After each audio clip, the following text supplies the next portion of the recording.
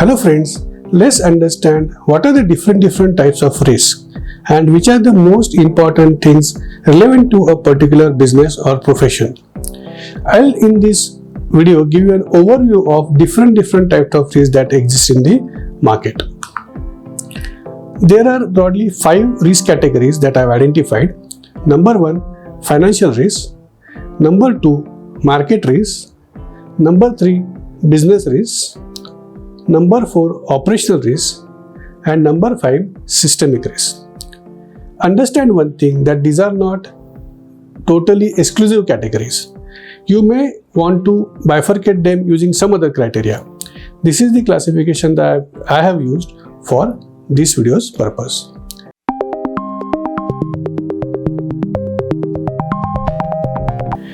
Let's understand financial risk first. Financial risk can be again classified into structural risk, credit risk, liquidity risk, investment risk, and solvency risk. Structural risk fundamentally arise because of the capital structure of the company. The company decides what is, for example, the debt to equity ratio for that particular organization, and different types of equity and different types of debts and how they are going to be raised. Credit risk stems from an exposure to a counterparty. For example, a bank giving a guarantee for the customer or lending money to a borrower for working capital requirements. Liquidity risks are essentially about having short-term funds to pay off your obligations. And these liquidity risks come because your working capital requirements are not well managed. Investment risks arise because you have invested in some businesses for long term, and these are strategic investments, but those investments are not yielding any results. So you might have to write off those investments and may not get any kind of a return. Solvency risk is about the long-term survival capability of the organization, and this is determined by using formulas like net stable funding ratio in case of a bank. Now let's look at the market risk. I have subclassified them into 5 again: competition, interest, currency, commodity, and equity. Competition risk comes because of the market forces and the competition within the market. If there are low barriers to entry, the competition can spring any point in time. Likewise, suddenly a different industry might become your competitor. Interest rate risk is fundamentally about the interest rate fluctuations, which might make your borrowings very costly and also which might reduce the cost of the portfolio of bonds that you hold.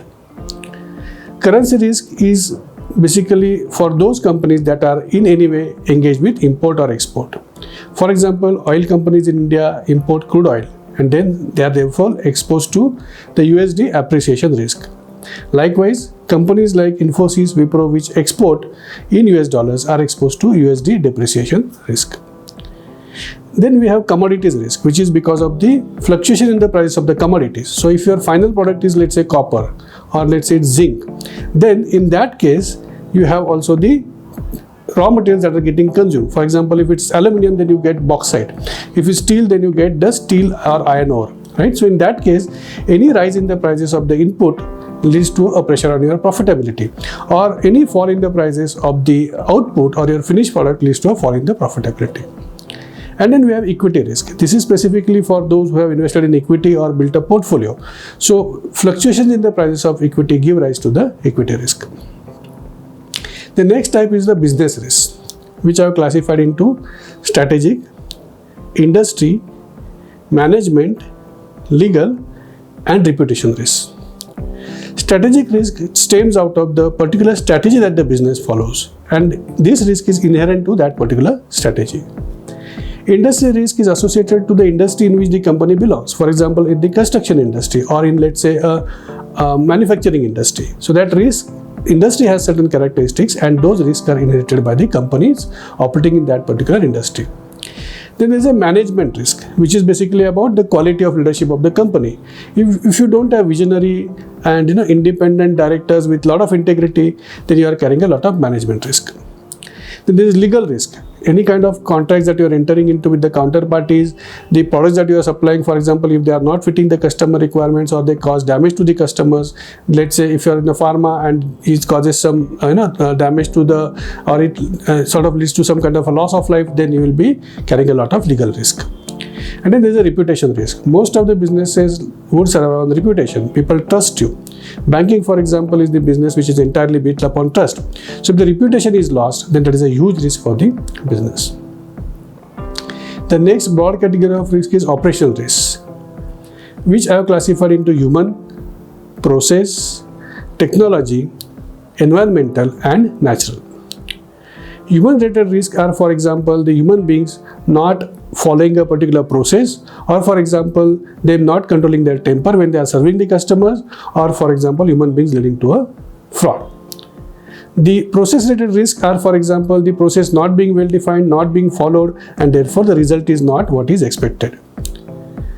Technology risks are around your technology system not being available or technology becoming obsolete, or for example, there is a cyber attack on your company and your company's systems go down.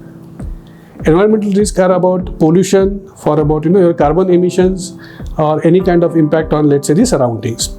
These are also very important in business today. And then we have natural risks, which come from something like earthquake, flood, fire, which are basically occurrences in nature.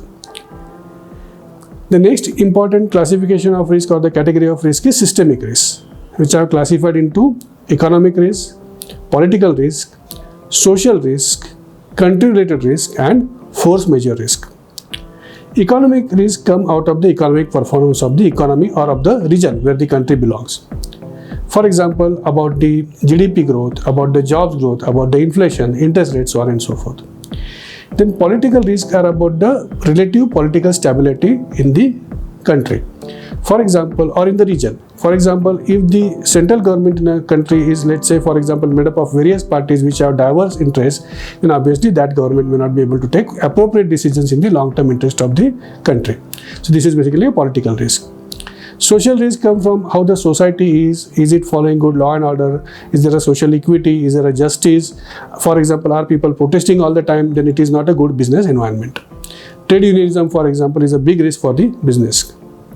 Then there are country risks. Country risks are specific to a particular country. For example, the sovereign rating of the country, if it is diluted by, let's say, the global rating agencies like S&P, Fitch, and the other rating agencies, then the country will be suffering a lot because the FII inflows will suddenly stop. And then there is a force majeure related risk. We have seen this in the context of COVID-19 recently, when, for example, many contracts became void because there was an act of God or the force which made the contract unenforceable for one of the parties. So this is just a broad classification that I have made under 5 broad categories: financial, market, business, operational, and systemic. And each of these I will be discussing separately in the following videos. Understanding these will help you identify and manage the process of risk management, because the risk management as a process first starts with the identification of risk. Then we move on to the analysis, quantification, acceptance, or mitigation, etc. Right? And this knowledge will help you identify the right kind of roles and the kind of skills that are required in the area of risk management. I hope you found this video useful. If yes, please do share this video, like it as well, and also subscribe to my channel. Thank you very much. Take care. Cheers.